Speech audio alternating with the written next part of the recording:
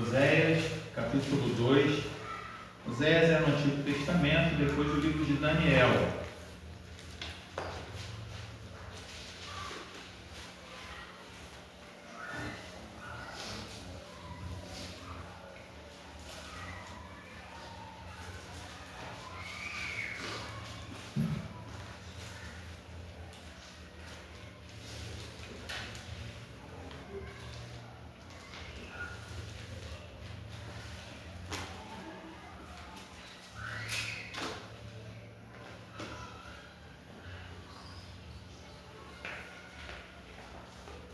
Amém? Antigo Testamento, profeta Daniel, e aí depois Oséias.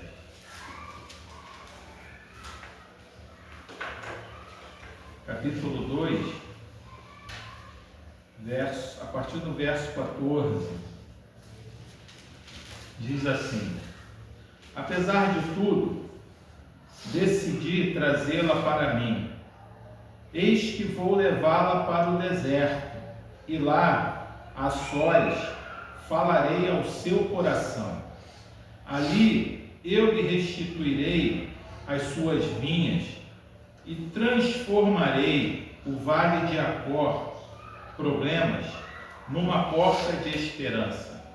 Ali haverá de conversar comigo, como nos dias da sua tenra idade, como no dia em que deixou o Egito.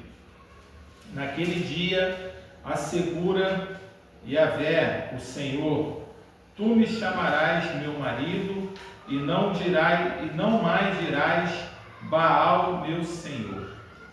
Eis que eu mesmo tirarei dos teus lábios os nomes dos Baalins, seus nomes não serão mais invocados. Naquele dia firmarei um pacto com todos os animais silvestres, com as aves do céu e com os animais que rastejam pelo chão. Arco, espada e tudo que diz respeito à guerra, eu os abolirei da face da terra, a fim de que todas as pessoas tenham o direito de viver em paz. Então, eu me casarei contigo por toda a eternidade.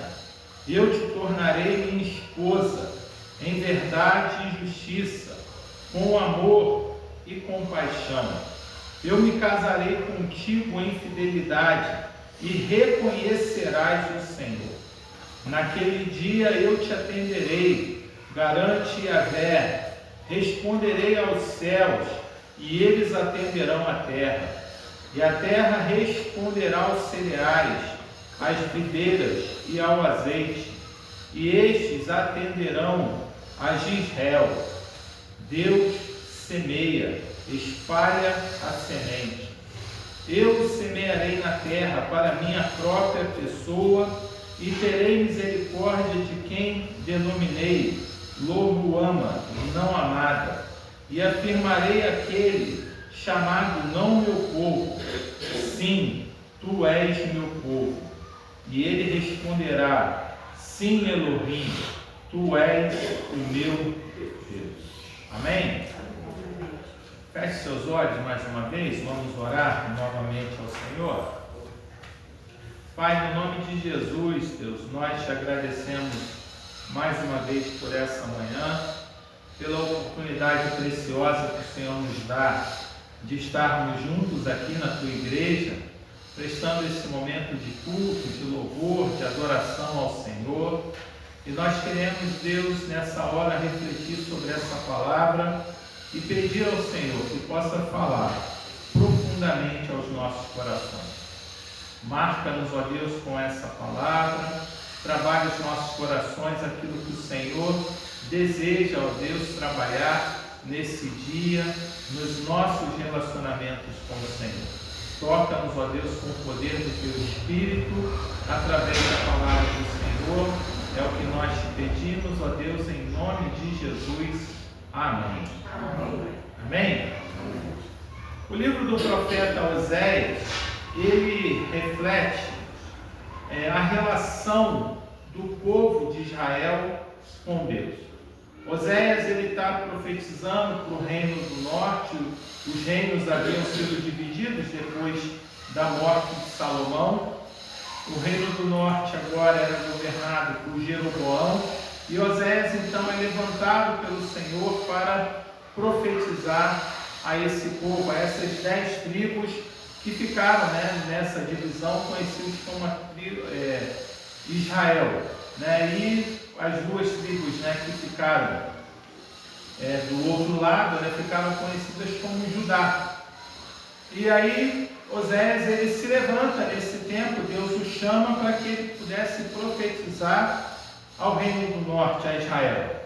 O reino do norte, ele havia se distanciado da palavra de Deus. Ele agora estava seguindo aos ídolos, estava seguindo a religião dos povos gentios, havia se entregado à adoração, à idolatria. E Deus está dizendo, que esse ato de se entregar à idolatria era como se para Deus fosse uma forma de prostituição. Era como se Israel estivesse se prostituindo, adorando os deuses estranhos, fazendo alianças com outros povos, dependendo dessas alianças políticas para receber proteção, receber alguns benefícios, e com isso adorando também a essa divindade. E Deus, chama essa forma de lidar do povo de Israel, chama isso de prostituição. E Oséias, então, ele é o profeta que vai representar Deus nessa relação, e a mulher de Oséias, Gomer, seria a prostituta. Deus, quando chama Oséias, no primeiro capítulo, nos primeiros versículos, ele vai dizer assim: a palavra de Yahvé, o Senhor, que veio a Oséias, o filho de Beeri, durante os reinados de Uzias, Jotão, Acais e Ezequias, rei de Judá, e de Jeroboão, filho de Jeoás, filho de rei de Israel. Assim que Yahvé começou a falar por intermédio de Oséias, ele lhe ordenou: vai e toma uma mulher que se entrega à prostituição. Os filhos que vos nascerem serão os filhos da infidelidade, porquanto toda a nação é culpada do mais vergonhoso adultério, afastar-se de Yahvé, do Senhor, e apegar-se à idolatria. Então, a relação do profeta Oséias com a sua mulher é essa relação que representa a relação de Deus com o seu povo. E aí, Deus vai começar a falar através do profeta Oséias, e nós chegamos aqui ao capítulo 2, o versículo 14 que nós lemos, aonde o Senhor vai dizer que, apesar de tudo, decidi trazê-la para mim. Eis que vou levá-la para o deserto, e lá a sós falarei ao seu coração. O deserto, na Bíblia, ele representa tempos difíceis, tempos de dificuldade, que todos nós passamos, Nós, quantas vezes já não ouvimos essa expressão relacionadas, quando tudo aquilo que a gente planeja fazer não dá certo, quando a gente sente que parece que as nossas orações elas não estão sendo ouvidas e não temos respostas de Deus, e a gente fica ali com aquela angústia, aquela ansiedade, aquele vazio, que a gente não sabe bem como lidar com a situação, seja porque acontece alguma coisa na nossa família, as nossas relações familiares elas acabam sendo sofrendo alguma interferência, alguma ruptura, seja porque a gente perdeu o trabalho, perdeu o emprego e por causa disso a gente está passando um tempo difícil e o dinheiro não dá mais para pagar as contas do mês e a gente fica vivendo esse tempo, um tempo de dificuldade. O deserto, ele está associado a esse tempo de dificuldade. Algumas vezes, o deserto, ele acontece por causa das decisões que nós tomamos, por causa das escolhas que nós fazemos, nós acabamos indo parar nesse lugar de sequidão, nesse lugar de incerteza, nesse lugar de angústia, assim como o povo estava vivendo. O povo agora ia para o deserto, ia viver esse tempo de dificuldade, porque ele havia se afastado do Senhor, havia se afastado da palavra de Deus, havia se afastado do propósito de Deus. Algumas vezes são as nossas escolhas, as escolhas que fazemos, que nos levam para esse lugar. Algumas vezes são os fatos da gente não querer mais ouvir a voz de Deus e seguir o nosso próprio curso, tomar as nossas próprias decisões, fazermos as nossas próprias escolhas, acreditando que aquilo que a gente está escolhendo vai ser o melhor para nós, e a gente acaba indo parar nesse lugar. Outras vezes o deserto não tem nada a ver conosco. Às vezes nós somos levados ao deserto por causa das decisões de outras pessoas, as decisões dos políticos, as mudanças nas leis econômicas do nosso país, às vezes por uma calamidade, como aconteceu agora na Venezuela, aquilo ali é uma coisa, um fenômeno natural, um fenômeno da natureza. A gente vive num mundo que está arriscado a ter terremotos. E o povo venezuelano agora se vê abatido por conta disso. Outras vezes são os governos que escolhem fazer as guerras e acabam que essas guerras atingem a todo mundo e atingem o mundo inteiro, como a gente viu aí com essa guerra recente lá no Oriente Médio, o preço do petróleo disparou e o preço dos combustíveis aumenta, e aumenta os fretes, e aumenta tudo, uma reação em cadeia. E o deserto vem, ora por causa das escolhas da gente, ora por causa de fatos das circunstâncias da vida ou da escolha de outras pessoas que não tem nada a ver conosco. Mas o deserto é uma oportunidade da gente perceber o cuidado de Deus sobre as nossas vidas. Se a gente for lembrar do povo de Israel saindo do Egito, e ali o Senhor colocando a nuvem sobre o acampamento do povo para proteger o povo do sol, do calor escaldante do deserto durante o dia, e à noite a coluna de fogo que iluminava o povo para poder fazer a sua caminhada, mas também para aquecer o povo durante a noite, porque o deserto tem esses extremos. De dia é muito quente, mas à noite a temperatura cai muito.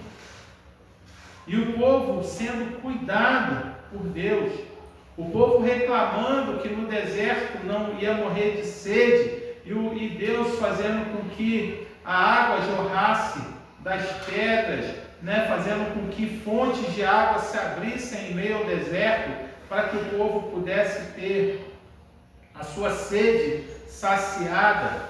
Deus mandando ali, eles reclamando que lá no Egito a comida era boa, eles comiam alho, cebola, estavam com saudade do alho e da cebola do Egito, coisa boa, mas não é pra gente, não é uma coisa tão apetitosa, não é doce de leite, não é pão de queijo, não é picanha, está com saudade do alho e da cebola.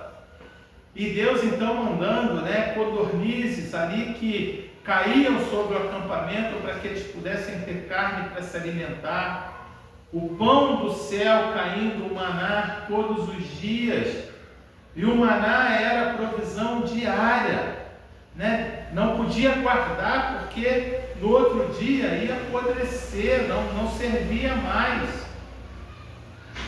E o deserto ensina para a gente essa coisa da gente poder depender do cuidado de Deus, aprender a depender do cuidado de Deus. mas principalmente, o deserto é o lugar aonde, através de todas essas manifestações, Deus fala ao nosso coração. É o lugar onde Deus quer falar comigo, quer falar com você. O versículo de número 14 diz que apesar de tudo, apesar das escolhas que o povo fez, apesar das escolhas que a nação havia feito, apesar da idolatria, apesar de ter virado as costas para o Senhor decidiu trazer o povo de volta para Ele, para que Ele pudesse levar o povo para o deserto, e lá, a sós, falarei ao seu coração. O deserto é esse lugar onde Deus quer estar a sós conosco. É o lugar onde Deus quer que nós possamos dar atenção para Ele. É o lugar onde Deus deseja que nós possamos estar abertos e receptivas para podermos escutar e ouvir a Sua palavra. Deus deseja falar ao meu e ao seu coração. O profeta vai continuar dizendo, eu ali, no deserto, eu lhe restituirei as suas vinhas e transformarei o vale de Acor. Acor significa problemas. O vale dos problemas numa porta de esperança. A vinha na Bíblia, no Antigo Testamento, principalmente, tem a imagem de fertilidade, de prosperidade, de abundância, de alegria, porque o fruto da videira, o vinho, simboliza a alegria que só Deus é capaz de proporcionar e trazer para a vida e para o coração de cada um de nós. E Deus está dizendo que ali, no vale dos problemas, no deserto, na dificuldade que nós estamos vivendo, estamos passando, é nesse lugar que o Senhor quer trabalhar as nossas vidas e trazer restituição para a vida de cada um de nós. O Senhor deseja trabalhar as nossas vidas, o Senhor deseja trabalhar os nossos corações, o Senhor deseja falar no profundo dos nossos corações. Precisa, para isso, que eu e você estejamos atentos, abertos e abertas para ouvirmos a voz do Senhor. Deus, Ele é misericordioso, porque o texto diz, apesar de tudo, se você ler aí o capítulo 2, ele vai dizer que dizei a vossos irmãos, a mim, meu povo, e vossas irmãs, Ruama, minhas amadas, são as filhas do profeta, repreenderei vossa mãe, repreendei vossa mãe, repreendei, porquanto ela não é minha esposa e eu não sou seu marido, que ela faça a marca da infidelidade da face e os adultérios entre os seus seios. Então, a nação de Israel era tradicionalmente chamada de esposa do Senhor, de Yahvé, porquanto Ele próprio a tinha escolhido para si mesmo. Contudo, antes do profeta continuar a descrever toda a cena, implicações na infidelidade nacional, onde a prostituição e o adultério são metáforas à idolatria e à descrença em Deus. Oséias deixará vislumbrar algo sobre favor, compaixão, misericórdia e benignidade, que formam a palavra amor em português. E aí, voltando para o texto, então, ele vai dizer assim, versículo 3, caso contrário, eu a desnudarei e abandonarei nua como no dia em que nasceu. Farei dela um deserto, uma terra ressequida, e a consumirei. Não me compadecerei dos seus filhos, porque são filhos de adultério, pois a mãe deles se prostituiu. Aquela que os concebeu agiu com torpeza e vergonha, porque alegou, irei atrás dos meus amantes, que me dão alimento, pão, água, também linho, lã, azeite, bebida. Portanto, eis que cercarei o seu caminho com espinhos e erguerei uma muralha contra ela, para que não consiga encontrar as suas veredas. Ela correrá atrás dos seus amantes, mas não os alcançará. Procurará por eles, mas não os achará. Então refletirá: irei e tornarei para o meu primeiro marido, porquanto eu estava bem melhor antes do que agora. Todavia ela não quis reconhecer que fui eu quem lhe propiciou o trigo, o vinho e o azeite, e lhe multipliquei a prata, o ouro, que eles usaram no culto a Baal. Por esse motivo recolherei todo o meu trigo e o levarei assim que amadurecer, e o meu vinho quando ficar pronto. Tomarei dela a minha lã e o meu linho, os mesmos que serviram para tecer e cobrir a sua nudez. Agora, pois, descobrirei a sua lascívia diante dos olhos de seus amantes, e ninguém terá o poder de livrá-lo das minhas mãos. Farei cessar todo o seu contentamento com as suas festas de lua nova, os seus shabás, os seus sábados, e todas as suas festas fixas solenes. Deus aqui está falando sobre o culto. Essas festividades eram festividades que estavam marcadas no calendário de Israel, em que havia as celebrações, os momentos de culto, de adoração a Deus. E eles, apesar de estarem distantes de Deus, continuavam vivendo a vida como se estivesse tudo bem, como se tivesse tudo certo, como se estivesse realmente adorando a Deus, quando na verdade eles agora estavam se dividindo entre Deus e adoração aos ídolos pagãos. E aí vai continuar: devastarei as suas videiras, figueiras, e segundo a alegação dela, foi pagamento recebido de seus amantes. Eis que farei de todas elas um só grande matagal, e os animais silvestres as devorarão com avidez. Eu a punirei pelos seus dias. Eu a punirei pelos dias e dias em que queimava incenso aos Balaíns e se enfeitava com seus anéis e joias e corria atrás dos seus amantes, desprezando-me, afirma Yahvé, o Senhor. Então aqui é a descrição do quadro da idolatria e do quão longe o povo estava de Deus. E aí vem o verso 14 dizendo: apesar de tudo, eu decidi. Deus é misericordioso.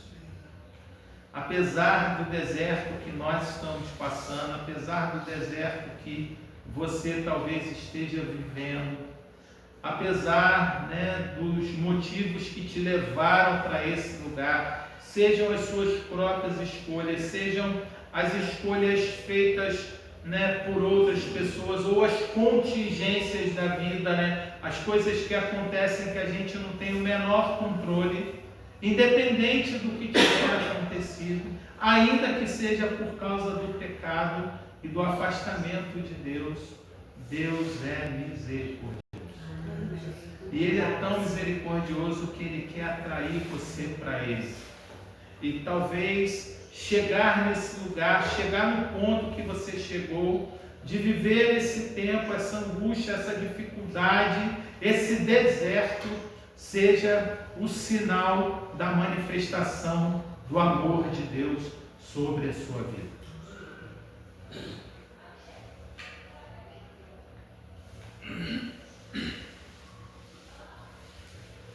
Talvez esse deserto seja o momento em que Deus está te parando a sua vida, para que você possa ser restaurado, possa ser restaurada, possa ser renovado, possa ser renovada pelo grande e maravilhoso amor do Senhor. Porque ali no deserto o Senhor quer estar a sós com você e quer falar diretamente ao seu coração. Ali o Senhor quer restituir a sua alegria e transformar o seu vale de problemas numa porta de esperança. É isso que o versículo 15 está dizendo para nós. Eu lhe restituirei as suas vinhas e transformarei o vale de Acor, que significa problemas, numa porta de esperança. Ali ali você haverá de conversar comigo, diz o Senhor, como nos dias da sua tenra idade, como no dia em que deixou o Egito. Aqui o Senhor está falando sobre voltar ao primeiro amor. Voltar ao lugar da onde nós caímos. Voltar ao lugar daquele primeiro momento da nossa conversão. Lembra quando você se converteu, os primeiros dias da sua conversão, os primeiros dias que você teve consciência, do grande amor de Deus pela sua vida? Como que você vivia apaixonada pelo Senhor? Como que você orava com intensidade? Como que você lia a palavra de Deus, bebia, comia da palavra do Senhor, bebia da fonte, rica que o Senhor proporcionava a você através desse momento de intimidade, de comunhão com Ele.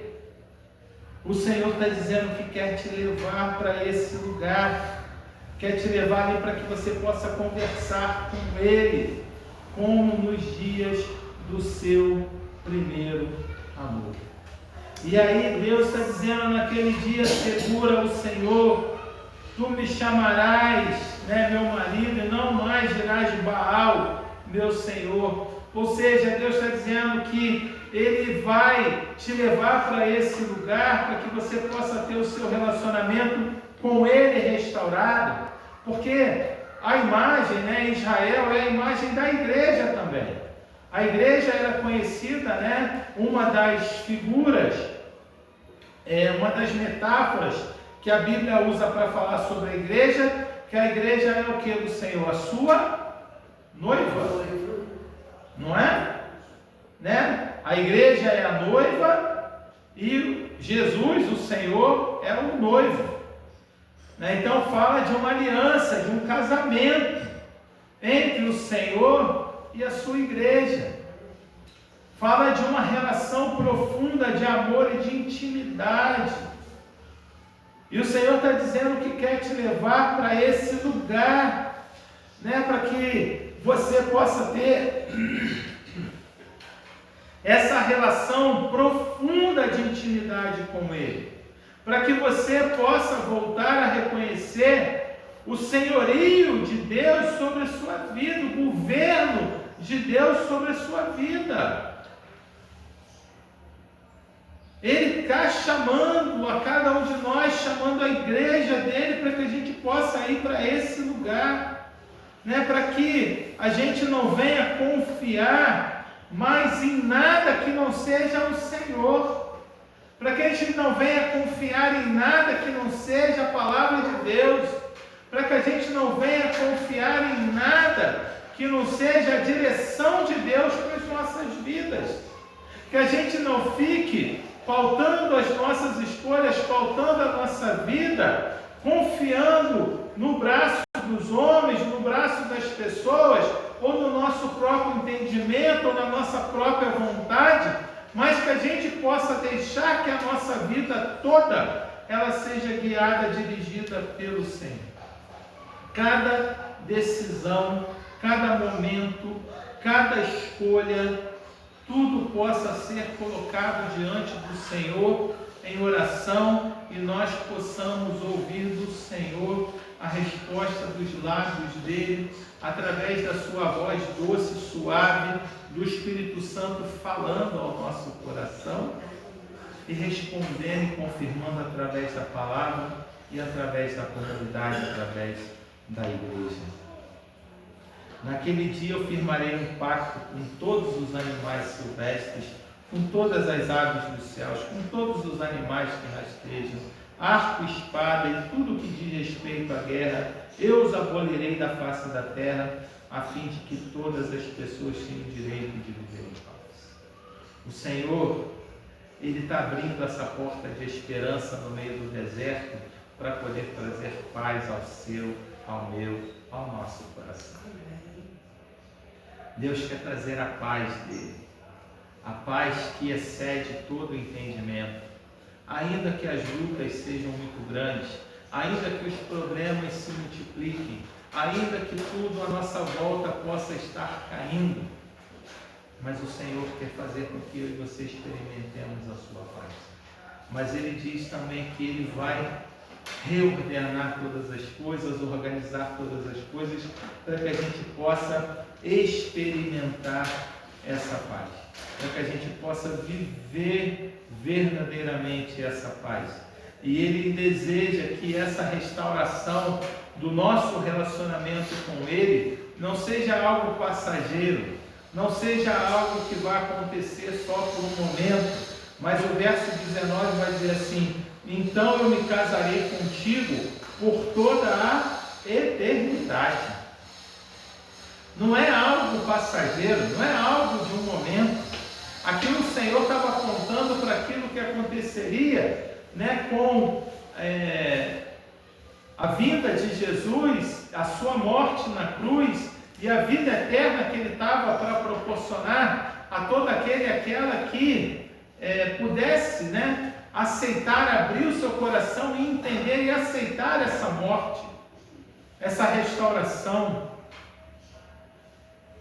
E o Senhor está dizendo que Ele deseja fazer uma paz, um relacionamento que seja um relacionamento perene, um relacionamento duradouro, não algo passageiro. E Deus deseja que a gente saia desse deserto e possamos ali encontrar com Ele, e depois desse encontro a gente ser restaurado e vivermos em novidade de vida. Eu me casarei contigo em fidelidade e reconhecerás o Senhor. Naquele dia eu te atenderei, garante Yahvé, responderei aos céus e eles atenderão a terra, e a terra responderá aos cereais, às videiras, ao azeite. Estes atenderão a Gisrael, que significa Deus semeia, Deus espalha a semente. Eu os semearei na terra para minha própria pessoa e terei misericórdia de quem um dia eu denominei não amada, e afirmarei aquele chamado não meu povo, sim, tu és o meu povo, e ele responderá, sim, Elohim, tu és o meu Deus. Deus, Ele quer nos restaurar e fazer com que a nossa vida seja uma vida que seja uma semente. Ele fala aqui de abundância, de que a terra vai produzir, de que a terra vai trazer todos os frutos que eles necessitam.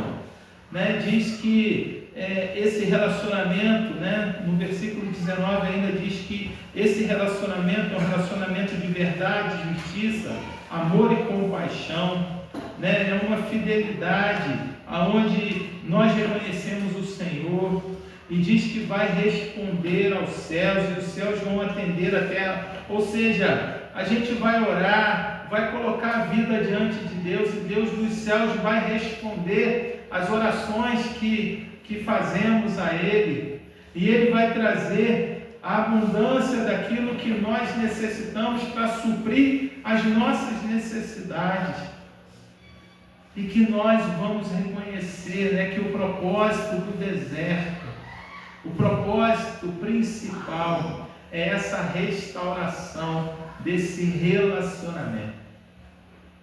Esse relacionamento de intimidade nosso com Deus. Esse relacionamento de confiança profunda e total no Senhor.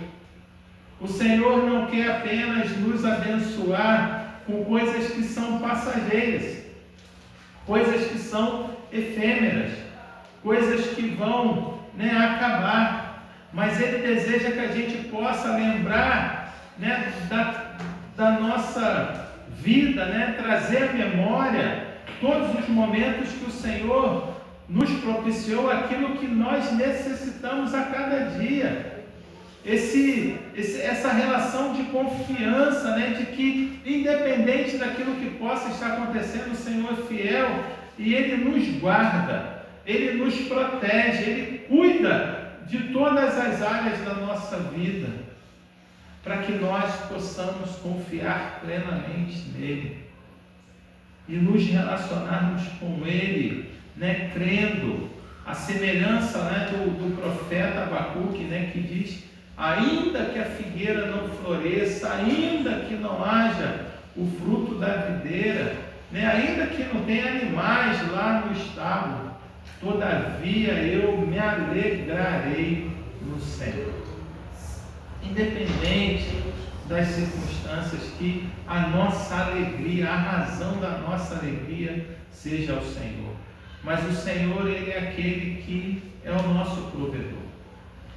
Ele diz, a sua palavra garante que a gente não precisa se preocupar, né, com o que comer, com o que beber, com o que vestir, porque essas coisas são os pagãos, aqueles que não têm um relacionamento pessoal com Deus, não têm um relacionamento pessoal com Deus vivo, né, que ouve a nossa voz, que vê a nossa necessidade, que fala ao nosso coração, porque Deus diz, a palavra diz que os ídolos são o quê? São mudos. Eles têm boca e não falam, têm olhos e não veem, têm ouvido e não escutam, têm pés e não andam, têm mãos e não podem tocar. Mas o Senhor é uma pessoa, é um ser, né, espiritual, mas é um ser vivo, é uma pessoa que se relaciona comigo e com você. Ele sabe daquilo que nós carecemos e Ele garante que devemos buscar em primeiro lugar o reino de Deus e a sua justiça, e todas as outras coisas, né? O que comer, o que beber, o que vestir, nos serão acrescentadas. Ele é o nosso provedor, Ele é o nosso cuidador. E Ele deseja, nesse tempo de deserto, estar a sós com você, para lhe falar o seu coração, fazer com que o vale do problema se transforme numa porta de esperança para a sua vida, para a sua história e para a vida da sua família, para que você possa voltar ao seu primeiro amor, né? Quando Yahvé era, né, o pai, né? Quando ali nos dias da sua tenra idade, no versículo 15, né, como era ali no dia em que você deixou o Egito, ali você há de conversar comigo. Então, que você possa ouvir a voz do Senhor nessa manhã e entender que Ele quer conversar com você.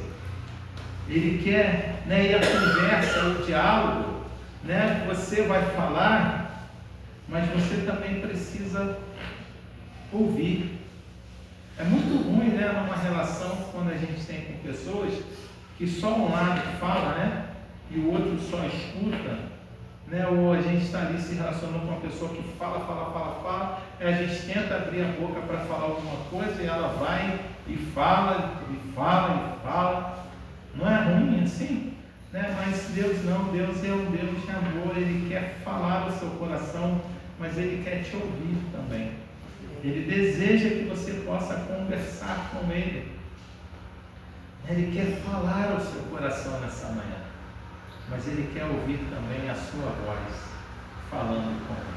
Que Deus nos abençoe, nos ajude e que a gente consiga aplicar essa palavra às nossas vidas, né? Que essa palavra ela seja aplicável ao meu e ao seu coração. Amém? Vamos orar? Pai, em nome de Jesus, Senhor, nós te agradecemos por essa manhã, agradecemos ao Senhor, Deus, pela tua palavra, agradecemos, Senhor, por aquilo que o Senhor trouxe às nossas vidas nesse dia. Pedimos, Senhor, que no nome de Jesus o Senhor possa estar tocando, ó Deus, o coração das pessoas, Senhor, que estão vivendo esse tempo difícil, Senhor, esse tempo de deserto, esse tempo, ó Deus, de incertezas, de dúvidas, de medo, de sensações, ó Deus, que têm levado à tristeza, à ansiedade, e talvez essa tristeza, ó Deus, seja uma tristeza tão grande que possa estar gerando um quadro depressivo, mas que o Senhor, Deus, nesse lugar, nesse deserto, no lugar onde os teus filhos e filhas se encontram, não importa, ó Deus, o motivo pelo qual foram parar nesse deserto, se for por causa das suas próprias decisões ou por causa de escolhas de outras pessoas, mas que o Senhor possa estar falando ao coração de cada um e de cada um de nós, ó Deus, do teu povo, da tua igreja, daqueles, ó Deus, que serão alcançados pela tua palavra através, ó Deus, das nossas redes. Que o Senhor esteja falando, ó Deus, ali a sós conosco, ao nosso coração, fazendo, ó Deus, com que o vale do problema se transforme realmente numa porta de esperança, ó Deus, e de restauração do nosso relacionamento com o Senhor, restauração, ó Deus, do primeiro amor do Senhor sobre as nossas vidas, naquele tempo em que nós te buscávamos, confiávamos inteiramente no Senhor. Faz, ó Deus, com que haja uma obra de transformação sobre as nossas vidas, ó Deus, e que a restauração do Senhor, ela venha, Deus, aconteça sobre as nossas vidas, sobre os nossos corações. Cuida, Deus, da tua igreja, abençoa, Senhor, a nossa semana, cuida, Deus, do nosso dia, da nossa família, esteja, Deus, diante de nós. Nós colocamos tudo isso diante do Senhor, agradecidos, ó Deus, e confiantes na restauração do Senhor sobre as nossas vidas, e fazemos isso no nome de Jesus, o nosso Senhor e Salvador. Amém. Amém. Que a graça maravilhosa do nosso Senhor e Salvador Jesus Cristo, o amor de Deus, o nosso Pai, e que as ricas e eternas consolações do Espírito Santo do Senhor continuem sendo derramadas sobre a vida da Igreja do Senhor, reunida aqui neste lugar, e sobre a Igreja do Senhor que se encontra espalhada por toda a terra. Deus abençoe. Bom domingo. Lembrando que hoje à noite a gente não vai se reunir aqui na igreja, né? Amanhã tem o pequeno grupo, né? E na quarta-feira o nosso estudo bíblico e momento de oração. Tá bom? Deus abençoe.